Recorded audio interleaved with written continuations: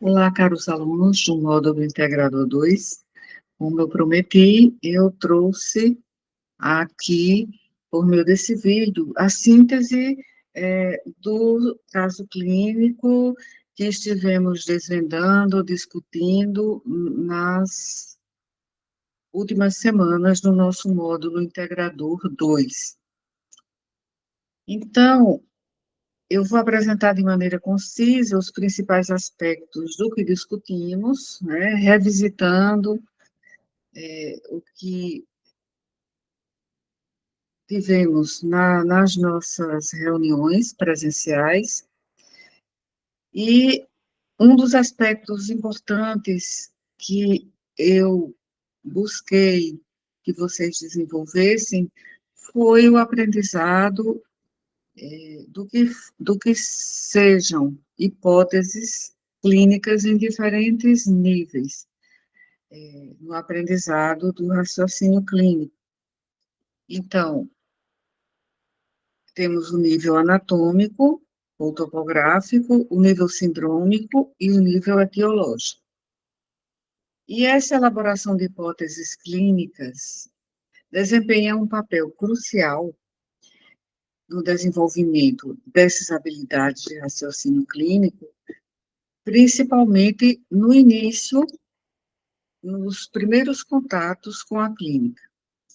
E cada nível desses anatômico, sindrômico e etiológico oferece uma perspectiva única e contribui para uma compreensão abrangente e que vai se refinando dos casos clínicos. Então, as hipóteses anatômicas, como mencionei para vocês, elas permitem a identificação precisa em termos anatômicos, né, das estruturas possivelmente envolvidas nessas manifestações clínicas.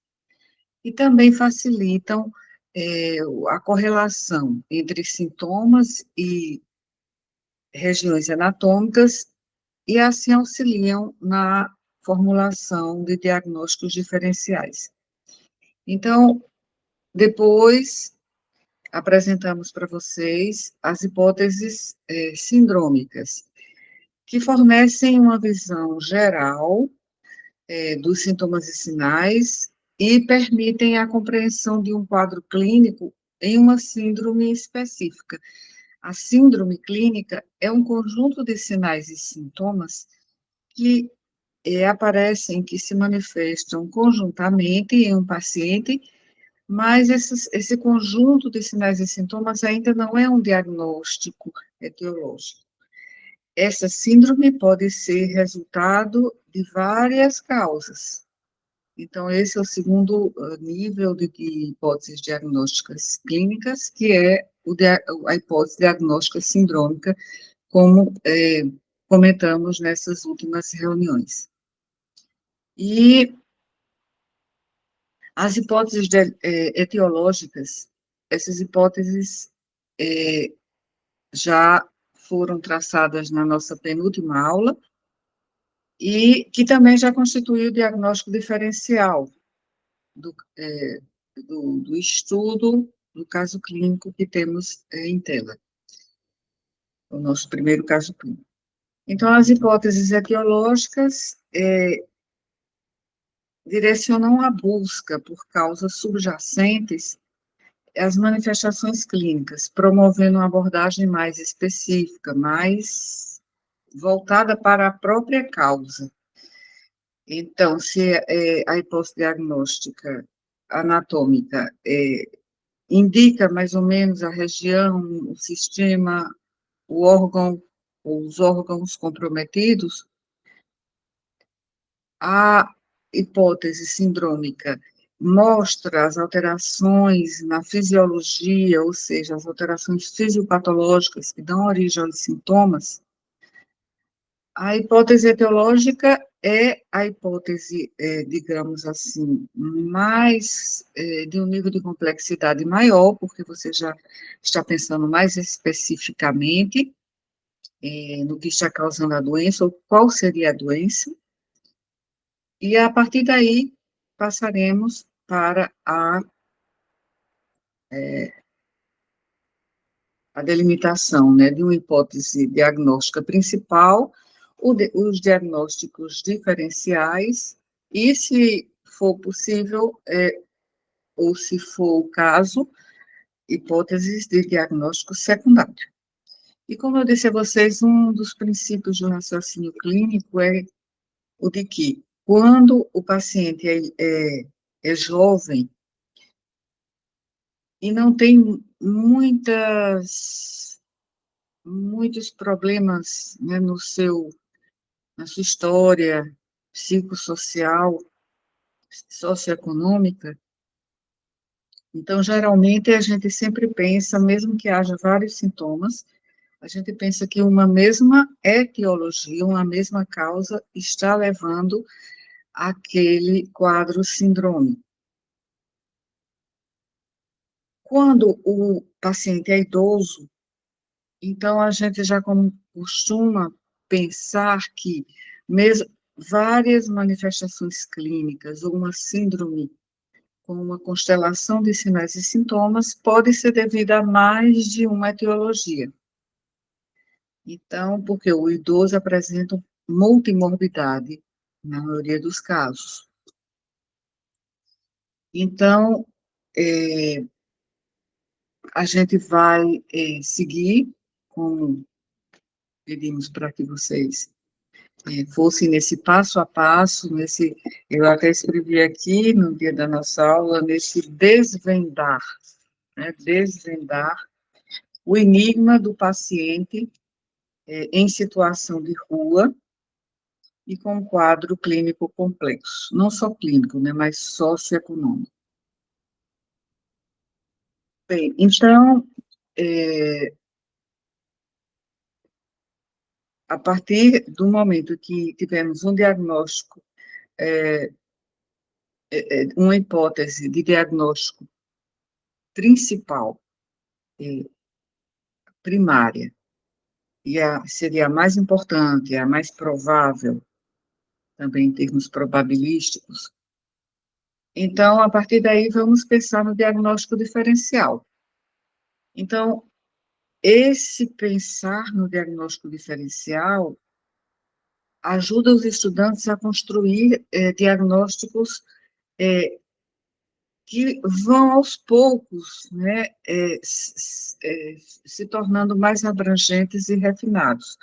Por quê? Porque se considera uma variedade de perspectivas, né, e de potenciais causas e que podem cursar com aquela mesma síndrome, ou o mesmo quadro epidemiológico.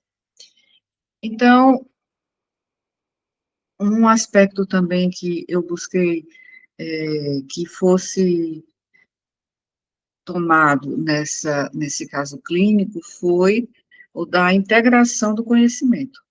Por quê? Porque a integração de conhecimentos básicos, né, que vocês têm do primeiro e agora do segundo período, e com conhecimentos clínicos que vocês já começam a ter também, permite que vocês apliquem conhecimentos aprendidos lá na disciplina de anatomia 1 agora, anatomia 2 fisiologia, fisiopatologia, e também as disciplinas da atenção básica, onde vocês conhecem serviços de saúde, e também participam das visitas domiciliares, acompanhando famílias lá nas comunidades. Então, isso no contexto da prática clínica. Então, esse primeiro aspecto que eu quero destacar é de que vocês estão aprendendo a elaborar hipóteses clínicas em níveis anatômico, sindrômico e etiológico, é uma ferramenta valiosa de raciocínio clínico nesse início de... Eu acabei colocando aqui e acabei não utilizando, para que não haja ruídos externos, mas acabei não utilizando fone de ouvido, então, agora foi que eu percebi.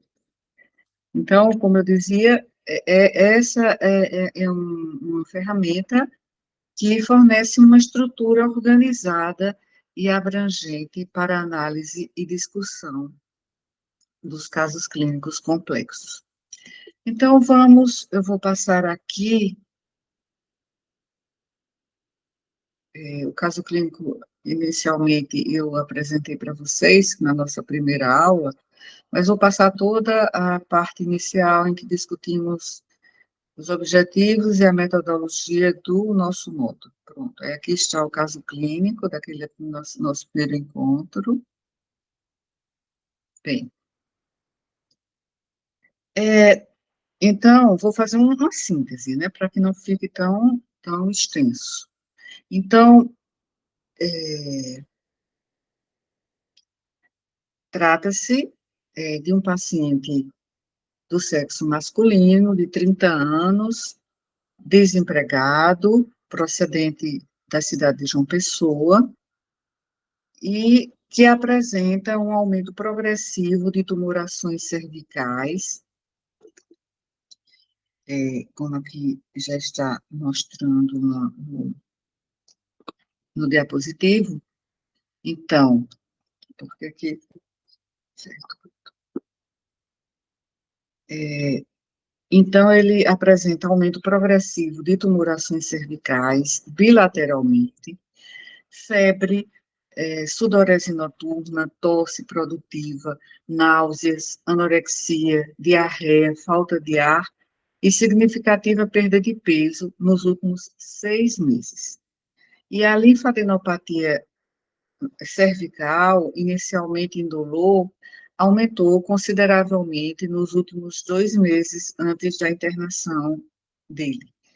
Então, o paciente relutante em procurar assistência médica, ele estava em uma situação de rua, mendigando no centro da cidade, e buscou a ajuda de uma rezadeira, que sugeriu o seu caso de encosto, é o que ele relatou.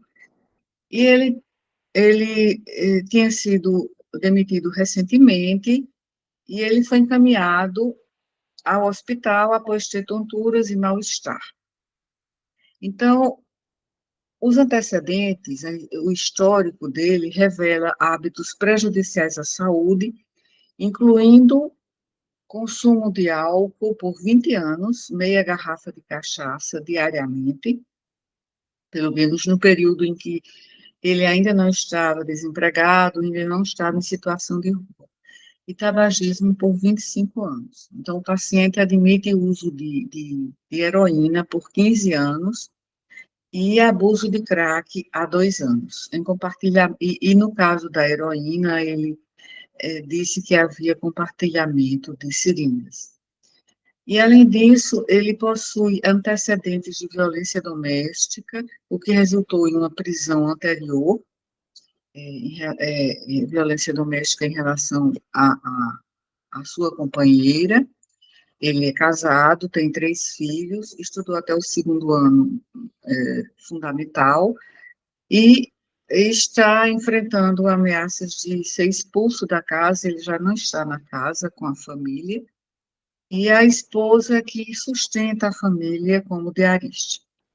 Então, nós tentamos buscar, nas aulas seguintes, a aula em que lemos o caso clínico, descrevemos esse caso clínico como está aqui, que depois a gente vê aqui, né, toda a descrição resumida, só que eu fiz um relato mais conciso, né, só para que a gente relembre o caso.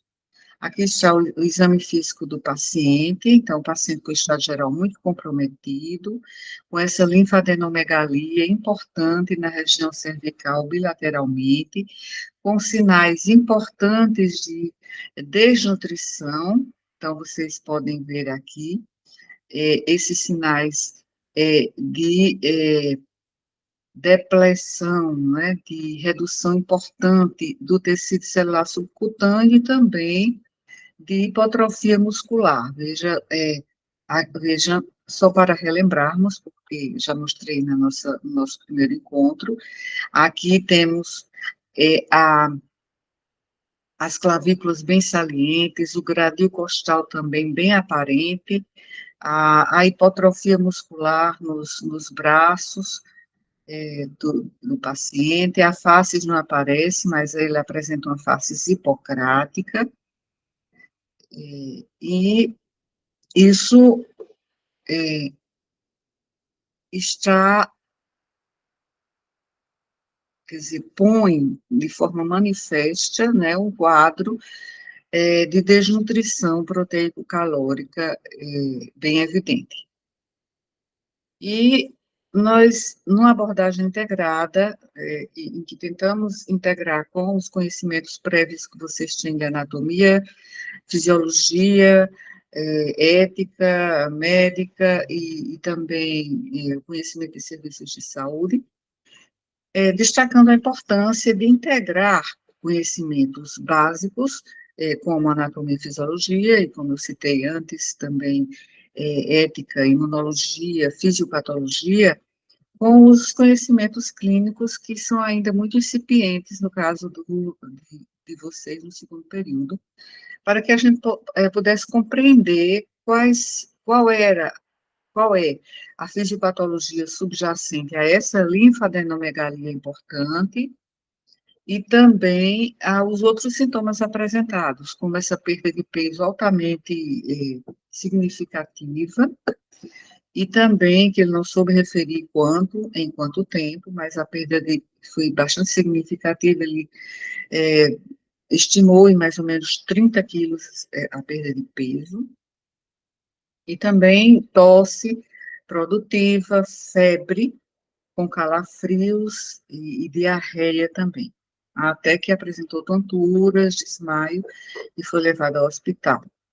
Bem, também foram discutidos nos nossos encontros a resistência do paciente em procurar atendimento devido à lotação na unidade básica de saúde que ele referia. Isso revela os determinantes sociais da saúde, enfatizando a importância da discussão sobre as barreiras de acesso à assistência no sistema de saúde. E também um aspecto importante que foi mencionado durante a nossa discussão foram relacionados à saúde mental e aos problemas sociais que o paciente apresenta. Então, a presença de sintomas psicossociais, como a busca por ajuda, não é, de uma rezadeira e a ameaça de expulsão do seu lar, ressalta a necessidade de considerar aspectos psicossociais e a importância de uma abordagem holística no atendimento a esse paciente, né, no atendimento a esse paciente, e também, de uma forma geral, né, na prática médica. Então, e também foi discutido essa questão também importante no histórico dele, do paciente, das consequências do abuso de substâncias psicoativas ilícitas. Então, esse histórico de abuso de substâncias, de violência doméstica, de envolvimento com pequenos delitos também, destaca a complexidade do cuidado a esse doente. E a discussão que tivemos explorou estratégias, né, para correlacionar esses determinantes sociais da saúde com a questão do abuso de substâncias, com o quadro dele, né, o quadro que ele apresentava. Em relação à hipótese diagnóstica, bem, antes de termos entrado na hipótese diagnóstica, nós procuramos elucidar os termos clínicos, o jargão médico, que vocês, o jargão médico que vocês não conheciam. Esse jargão, ele pode parecer bastante complicado no início, né? No início, porque vocês ainda não cumpriram a disciplina de semiologia, como eu já lembrei várias vezes, para que não houvesse, né, uma preocupação maior nesse sentido, e que em cada caso clínico que estudássemos, iríamos inicialmente é, colocar, vocês colocariam, como colocaram, os sintomas que, ou melhor, os termos técnicos que vocês não entenderam. Então, surgiram algumas palavras que vocês não entenderam, por exemplo, início insidioso. Esse início insidioso que vocês relataram é quando o início de sinais e sintomas ou de um quadro clínico é observado de uma maneira lenta, certo? De uma maneira lenta e de uma maneira gradativa, não começa assim de forma súbita, começa gradativamente. Então, pode ser observado no desenvolvimento lento dos sintomas, como a perda de peso, que se deu, nesse caso, se deu uma perda de peso, que evoluiu durante 6 meses, tendo piorado nos últimos 2 meses. A febre, que também apareceu e continuou, mas começou de uma forma também insidiosa, a apresentação clínica do aumento dos linfonodos cervicais, indicando que, aparentemente, é uma condição crônica, mesmo que possa ser complicada, essa condição possa ser complicada, com outras, é, com outros agravos à saúde, mas, aparentemente, é uma condição que evolui há 6 meses. Então, se evolui há 6 meses, né, esses quadros também apareceram de maneira insidiosa. E aí, essa foi a explicação, né, para esse primeiro termo que vocês não conheciam.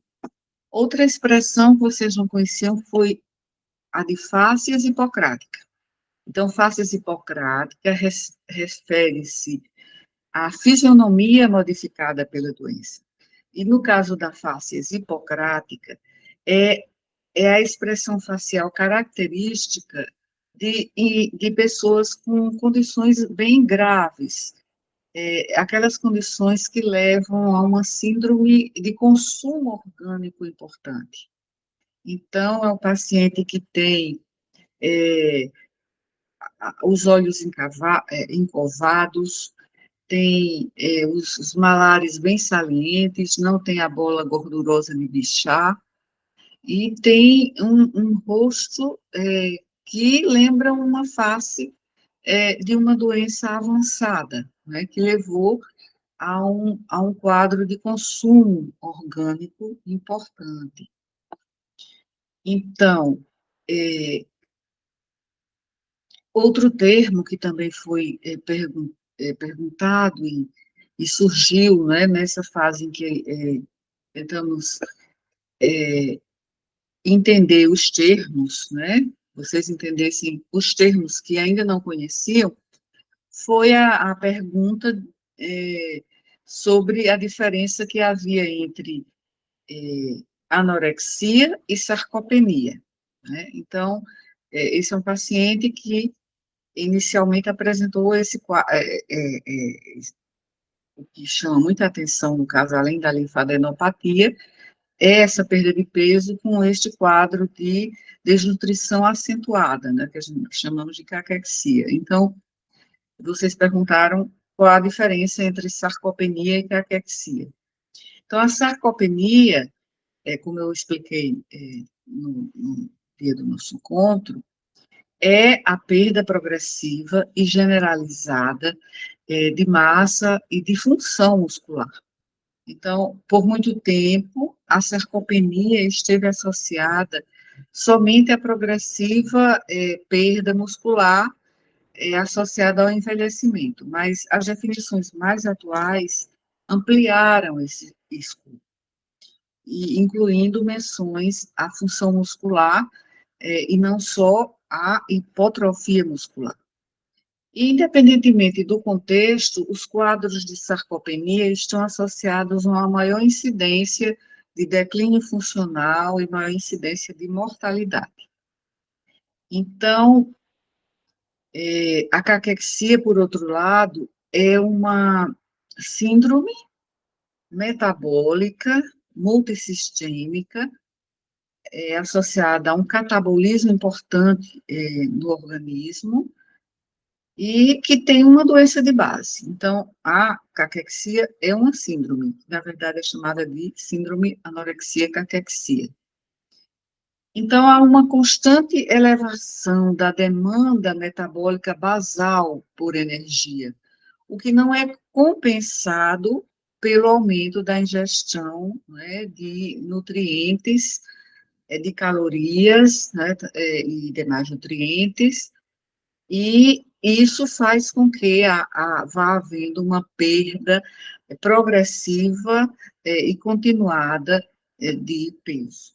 Então, essa síndrome metabólica, que tem uma doença de base subjacente, que é o caso da hipótese diagnóstica etiológica, e a caquexia é caracterizada, sobretudo, por perda de massa muscular, como a sarcopenia, associada ou não à perda de gordura.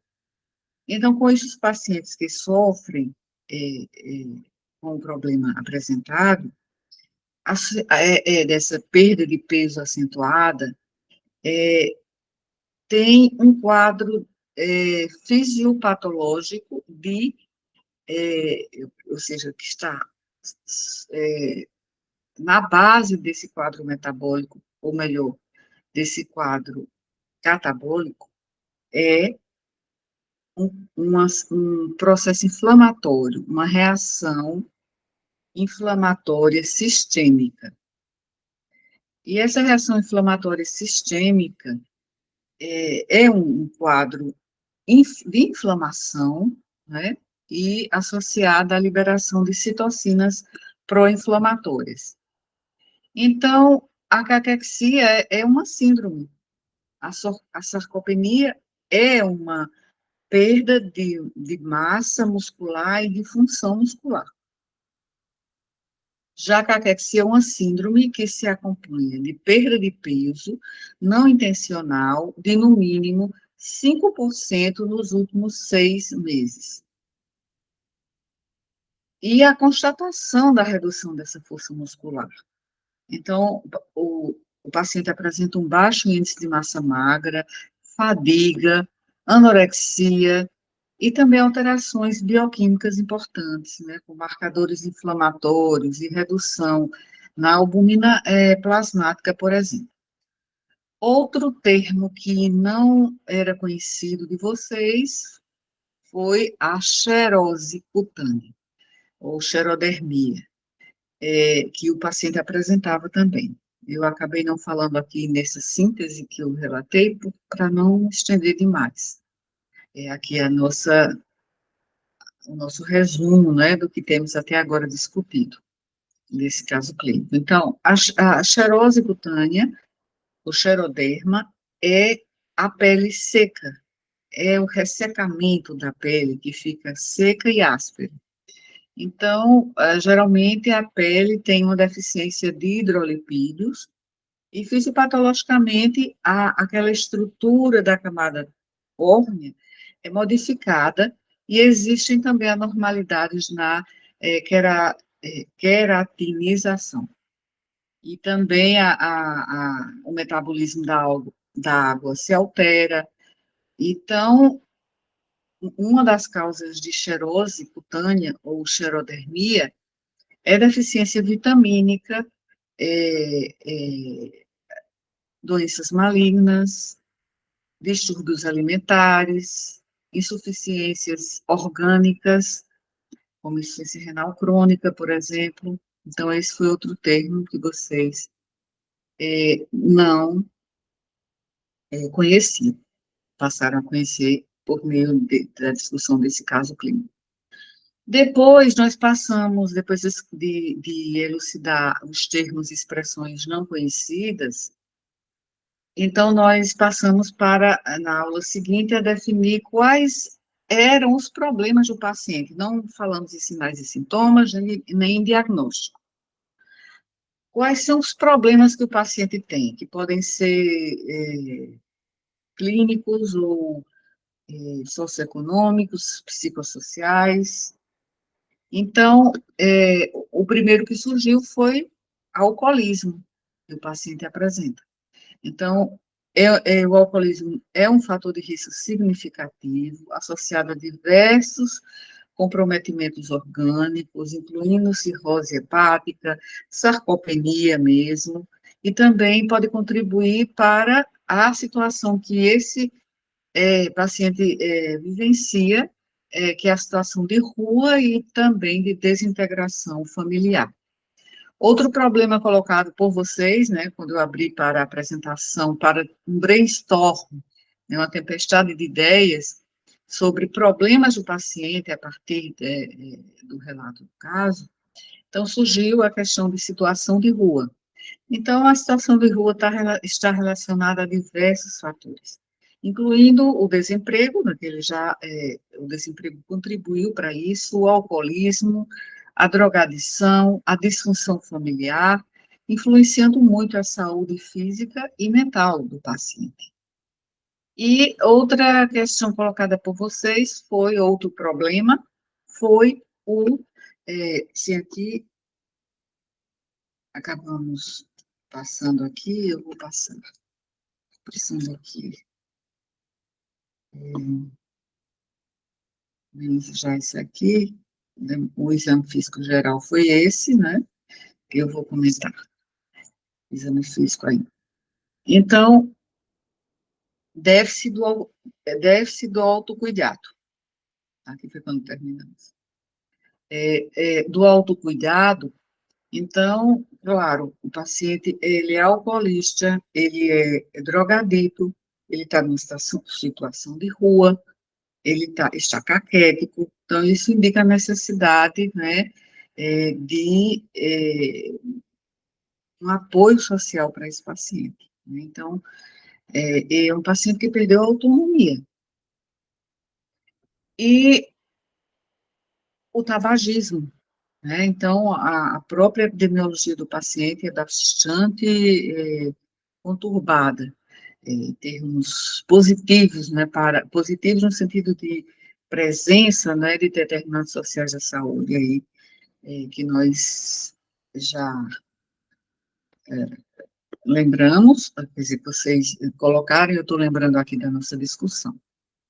O tabagismo é um fator de risco para câncer, além de contribuir para diversas condições pulmonares, cardiovasculares, e também levar, porque como afeta vários sistemas, vários órgãos, então pode levar até a multimorbidade.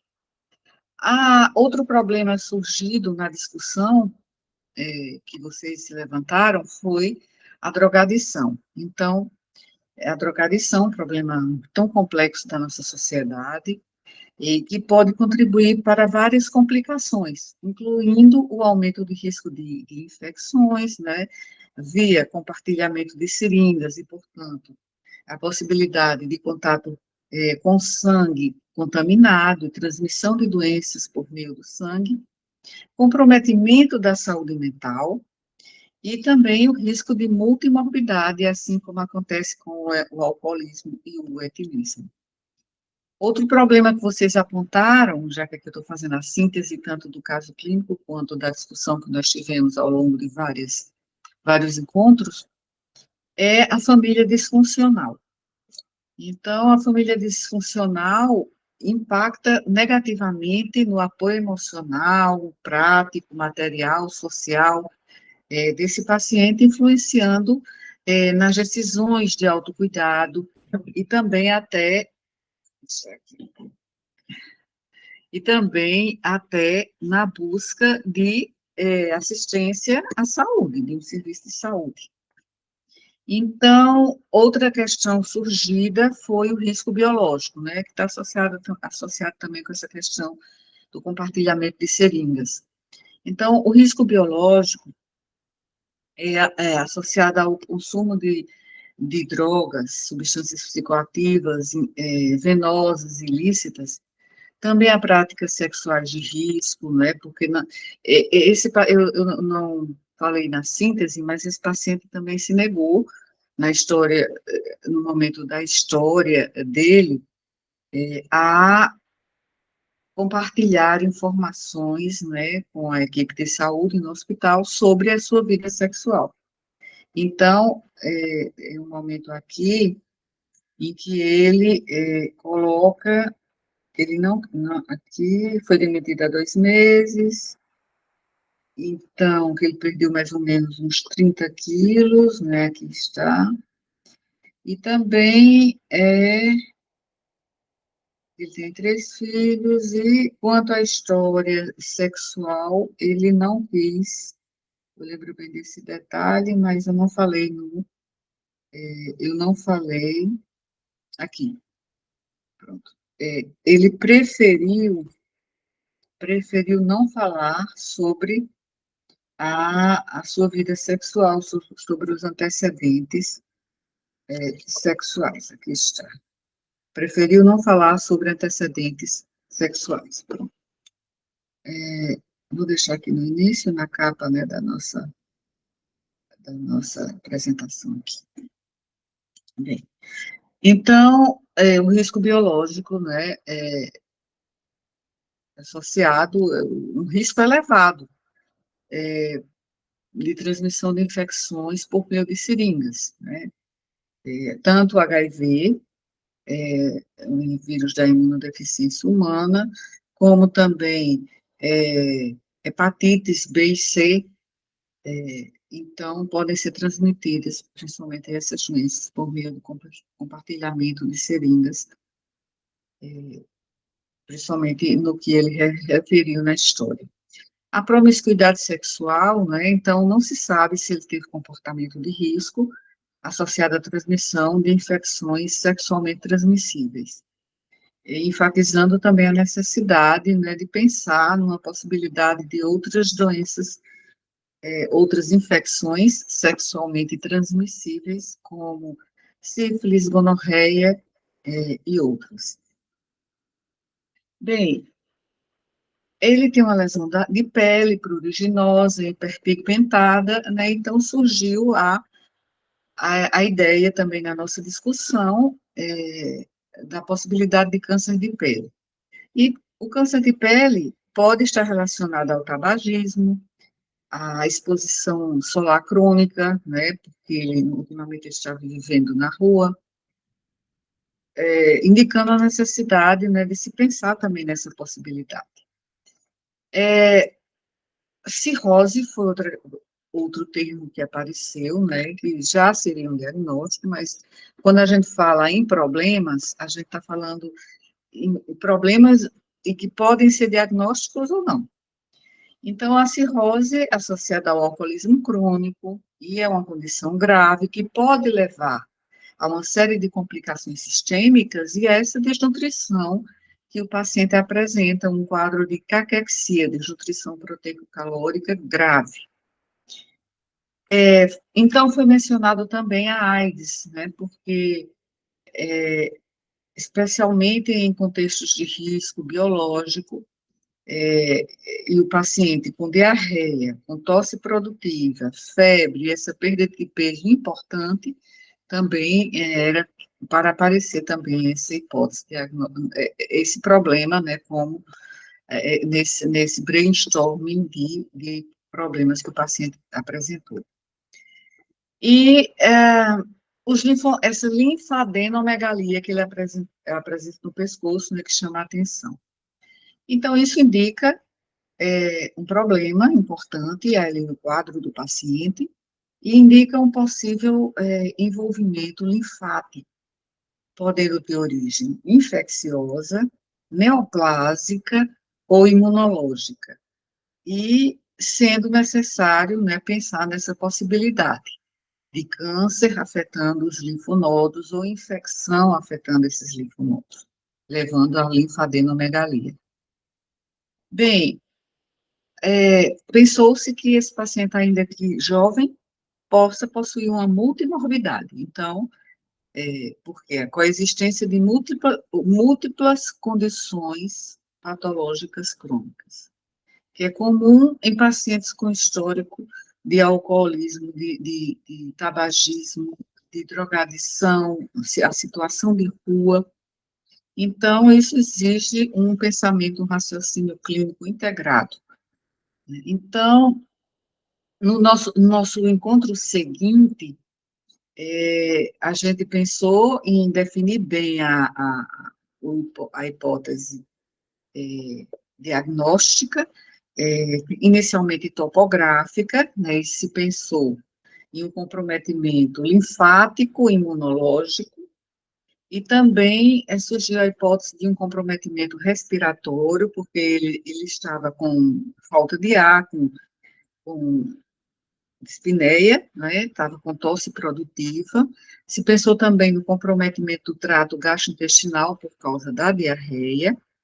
Então, tem como um quadro de multimorbidade, provavelmente comprometimento de vários sistemas, e também se pensou topograficamente, não haver esses quadros, esses sítios de localização do problema, mas que o que domina mesmo é um quadro sistêmico, ou seja, uma síndrome sistêmica.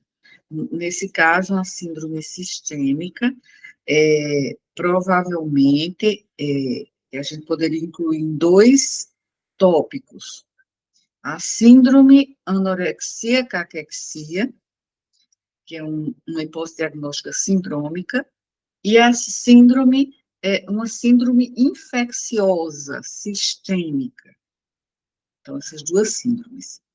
Bem, e aí passamos na fase seguinte para o levantamento de hipóteses diagnósticas etiológicas. Então, depois já de termos discutido durante 3 encontros, então houve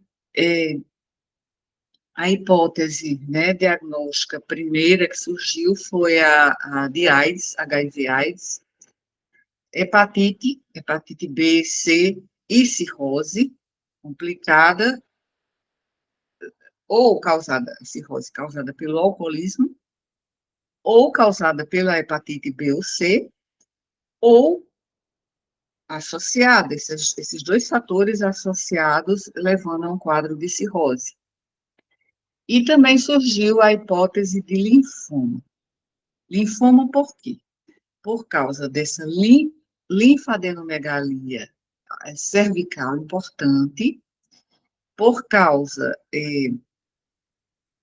da perda de peso acentuada,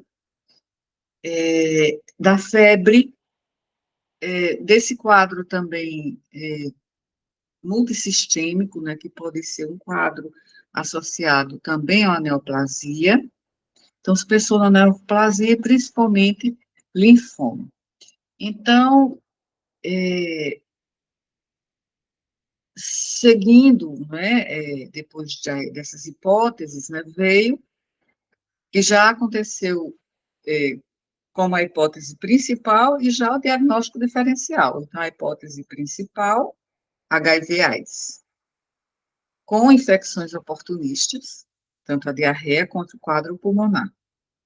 E seria pneumonia e enterite aguda por micro-organismos parasitas oportunistas, né, por causa da imunossupressão. Essa foi a principal hipótese diagnóstica etiológica. E o diagnóstico diferencial ficou linfoma, cirrose, linfoma e cirrose, né? Linfoma e cirrose foram os principais, além dos outros problemas que o paciente apresenta. Bem, então, eu sintetizei as principais discussões e abordagens que foram consideradas por vocês, e também com o meu feedback nos encontros que nós tivemos.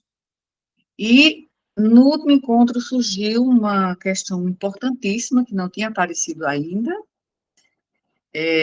que foi a hipótese desse paciente, ele ter um quadro, que foi uma pergunta, né, de esse paciente, ele tem que receber uma assistência imediata? Sim. tem que ter uma assistência imediata, porque é um paciente que está com uma síndrome da resposta inflamatória sistêmica, e que pode ser um quadro infeccioso que já possa ser diagnosticado com uma sepse.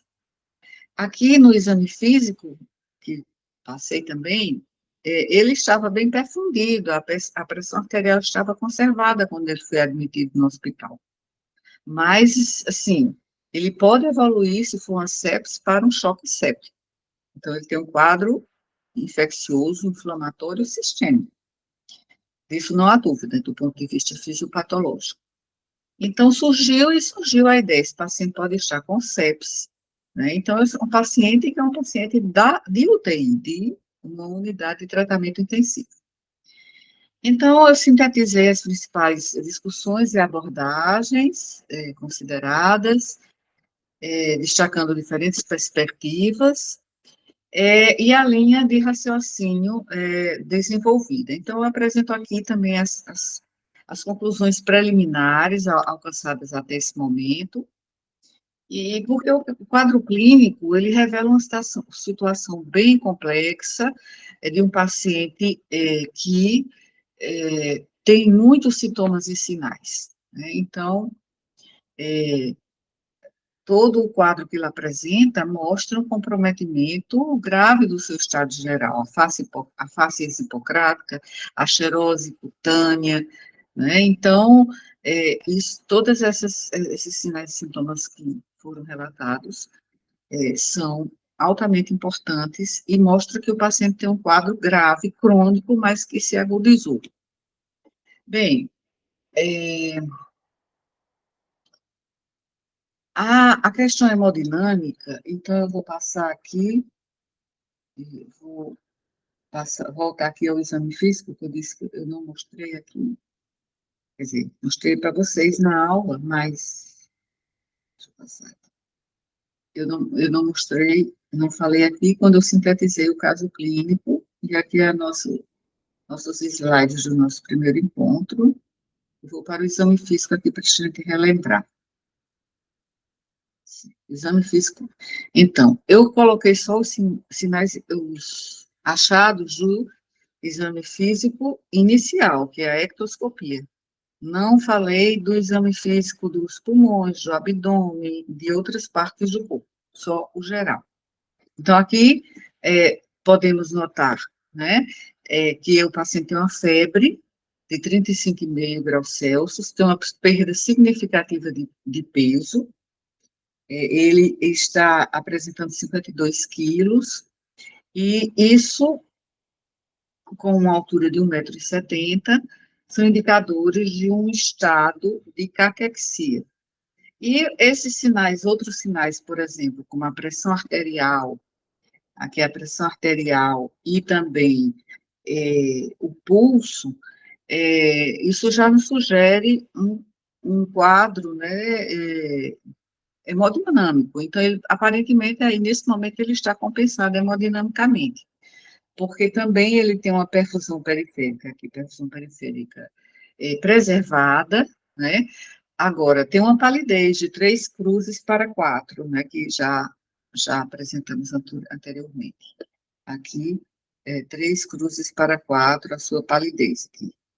3 cruzes para 4, né, que também discutimos isso nos nossos encontros, né, porque se fala 3 cruzes para 4. Então, esses sinais e sintomas, eles são sinais e sintomas que sugerem uma importante desnutrição, ou seja, um quadro de caquexia, e provavelmente um quadro infeccioso, uma síndrome infecciosa geral, né, que foram as nossas hipóteses de diagnóstico síndrome. Bem, então,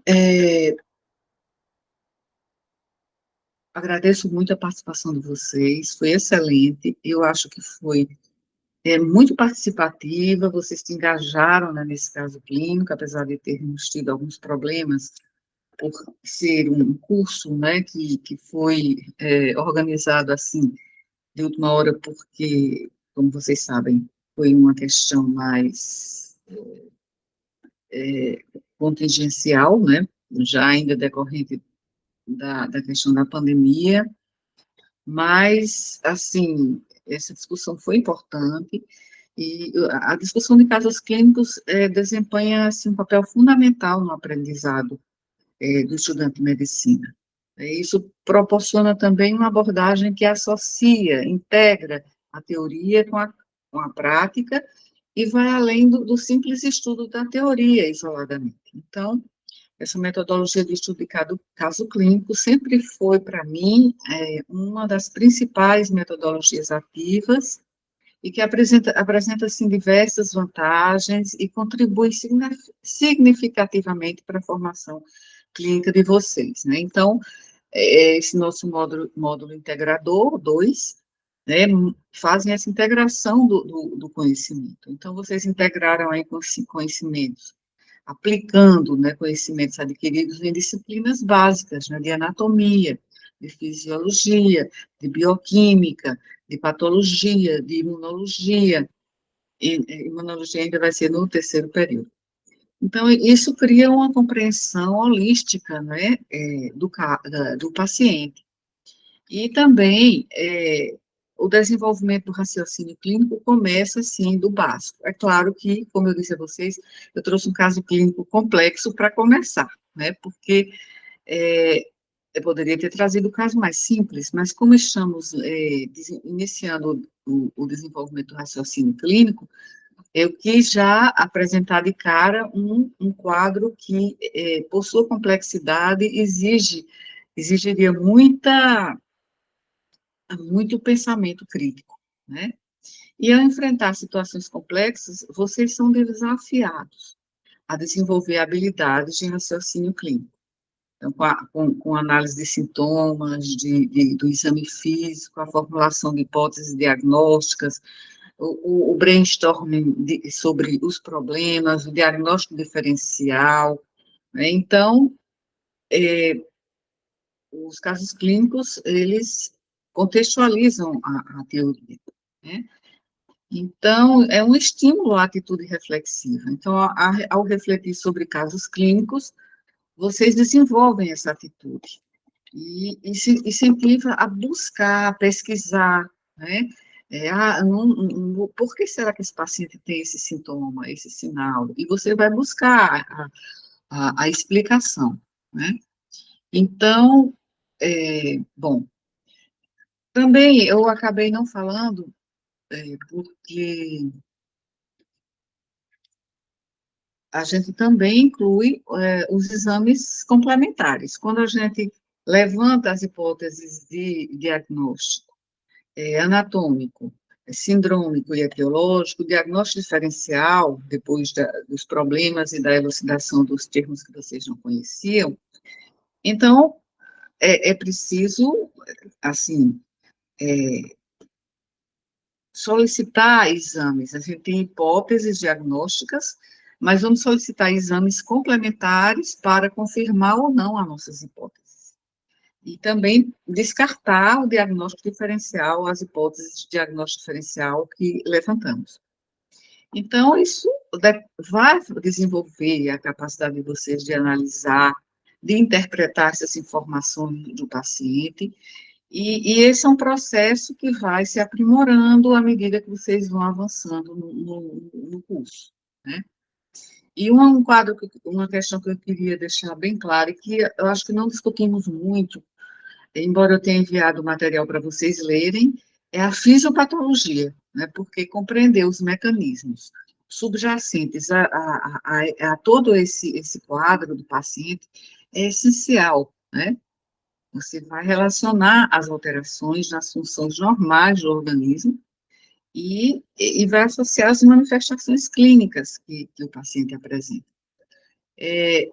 Agora, a gente não falou muito da fisiopatologia em termos dessa febre, dessa perda de peso, da síndrome da anorexia caquexia, da síndrome infecciosa sistêmica, que é a liberação de citocinas pró-inflamatórias, né, que vai desencadear todo o quadro de catabolismo do paciente. A gente pode voltar a falar, né, na nossa próxima aula, na segunda-feira que vem.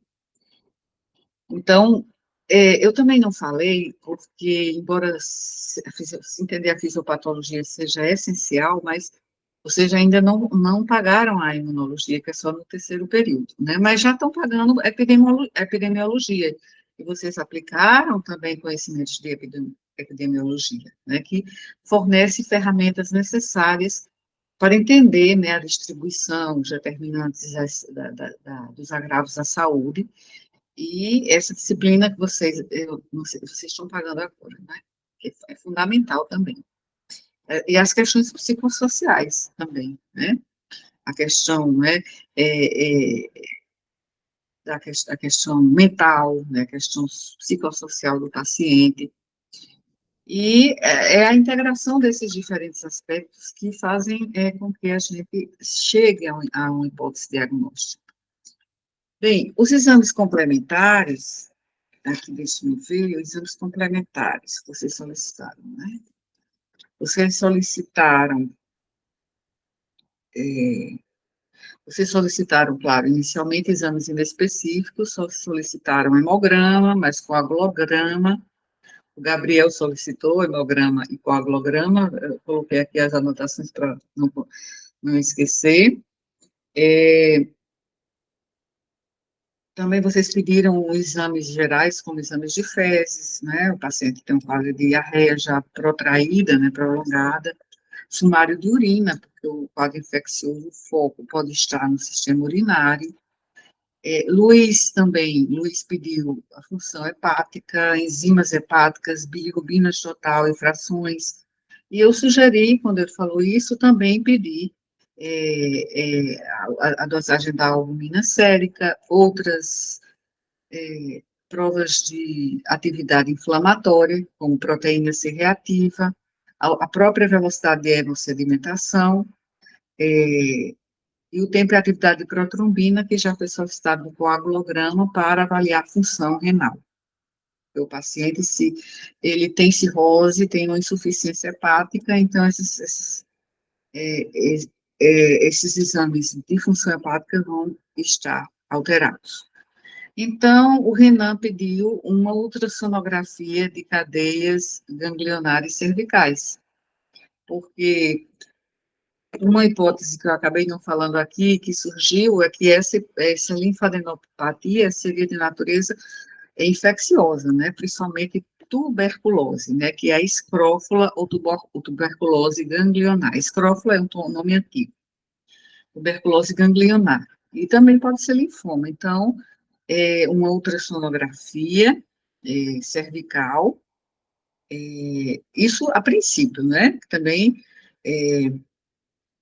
e aí quando pensamos em, o Vitor foi que falou nessa hipótese, que esse paciente precisa ter um atendimento imediato, né, esse quadro pode ser uma sepse, né, então, esse paciente, ele deve ser internado imediatamente, e é um paciente que deve ficar num ambiente de vigilância clínica contínua, ou num ambiente de cuidados críticos, ou na própria UTI, na própria unidade de terapia intensiva, porque esse paciente pode estar com um quadro de sepsis, ou desenvolver um quadro de choque séptico. Sim, e então a Ilana pediu um anti-HIV, e pediu também a biópsia desses gânglios cervicais, tá? Porque aí vamos descartar tuberculose, ganglionar ou linfoma. Outra causa, esse paciente pode ter uma causas mais raras de comprometimento ganglionar.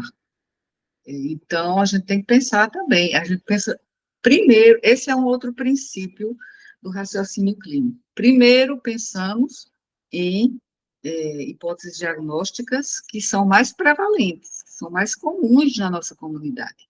Então, pensar AIDS, tuberculose, né, cirrose, hepatite, linfoma, nesse caso desse paciente. E pode ser também que a biópsia revele uma etiologia mais rara, como sarcoidose, amiloidose, e outras tantas situações que são mais raras, e que levam a comprometimento ganglionar e sistêmico. Bem, e também, João, disse que seria importante fazer um exame toxicológico, sim, importante. E lembrar que a Mayra lembrou da tuberculose ganglionar, foi aqui que eu lembrei e aqui acabei falando. E também a solicitação de baciloscopia, esse paciente tem uma tosse produtiva, e com todo esse cortejo sintomatológico, é, fundamental pensar em tuberculose pulmonar. Tuberculose pulmonar, uma baciloscopia, para afastarmos a presença de bacilo álcool ácido resistente. Isso quer dizer que o paciente não possa ter tuberculose e AIDS, né? Que ele não possa ter cirrose e tuberculose. Então, é preciso agora, com exames complementares, descartar essas possibilidades ou confirmar outras, entre essas que foram colocadas. E eu falei agora nos nomes, né? Nos nomes, então, tivemos participações importantes, né? De Kênia, de Juliana, de Vitor, de João, de Duda, né? Maria Eduarda, e também já falei Gabriel, Luiz, né? E, deixa eu ver, Kênia, já falei, e aqui são os que acabei anotando. Deixa eu dizer mais. Da Mayra, que eu já falei aqui, da Mayra, que foi bastante participativa. Gabriel também já falei. Zuriel, o Zuriel não veio na versão nosso último encontro, mas veio nos outros encontros. Renan, então, foram participações que agora eu elogio, porque foi bastante participativo, eu gostei muito da participação de vocês. Então, esses exames, agora eu vou levar os resultados no nosso próximo encontro, para a gente, digamos assim, selar o diagnóstico, fechar esse caso clínico, falar do que realmente aprendemos com esse caso clínico, tecer as considerações finais e já iniciar o nosso segundo caso clínico. Então, gente, até a próxima aula, e eu disse que ia fazer uma síntese, né, que eu disse até, vou fazer aqueles vídeos bem rápidos, só que eu acabei não fazendo isso, acabei me estendendo, né, então, mas vai ficar assim o vídeo. Até a próxima, e sim, aqui, para a gravação, desligar a gravação, vai ser aqui, gravação,